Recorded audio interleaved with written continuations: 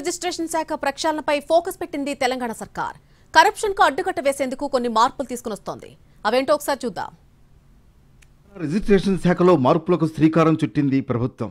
వరుస వివాదాలతో యుద్ధ ప్రాతిపదికన కొన్ని నిర్ణయాలు తీసుకుంది. దీంతో పాటు డాక్యుమెంట్ రైటర్లు, దళారుల వ్యవస్థను పూర్తిగా తగ్గించేలా ప్రణాళికలు రూపొందిస్తోంది.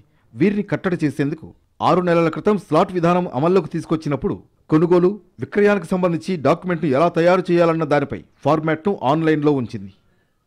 అయితే దానిపై ఎవరూ దృష్టి పెట్టకపోవడంతో దళారీ వ్యవస్థ అలాగే కొనసాగింది.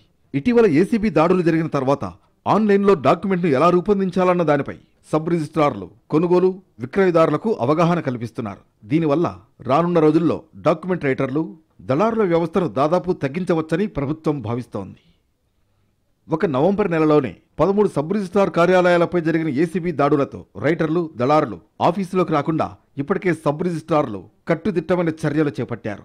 అలాగే కొనుగోలు, విక్రయదారులు తమ డాక్యుమెంట్లతో తమకు కేటాయించిన స్లాట్ సమయానికి సబ్ రిజిస్ట్రార్ కార్యాలయం లోపలికి వచ్చేలా చూస్తున్నారు. రిజిస్ట్రేషన్ అయ్యేంత వరకు వారికి సలహాలు, సూచనలు ఇస్తున్నారు. అయితే ప్రభుత్వం ఒకవైపు సంస్కరణల దిశగా ముందుకు వెడుతుంటే మరికొందరు సబ్ రిజిస్ట్రార్లు మాత్రం తమ అవినీతి విషయంలో అస్సలు తగ్గడం లేదన్న ఆరోపణలు వస్తున్నాయి. ఇబ్రహీంపట్నం, రంగారెడ్డి జిల్లా joint sub registrar 1, Chevella, Choutuppal, Yadagirigutta, Bhuvanagiri sub రిజిస్ట్రార్ల పేర్లు ప్రముఖంగా వినిపిస్తున్నాయి. ప్రస్తుతం ఇబ్రహీంపట్నం సబ్ రిజిస్ట్రార్ 1 గతంలో 3 సార్లు ఏసీబీకి పట్టుబడ్డారు. అయినా ఆయన తీరులో మాత్రం ఎలాంటి మార్పు రాలేదని తెలుస్తోంది.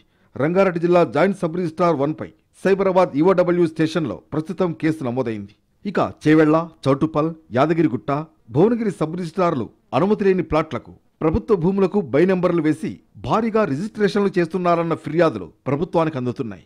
ఇలాంటి పరిస్థితుల్లో అవినీతి అక్రమాలకు పూర్తిగా చెక్ పెట్టేందుకు భారీ ప్రణాళికను సిద్ధం చేసింది తెలంగాణ సర్కార్.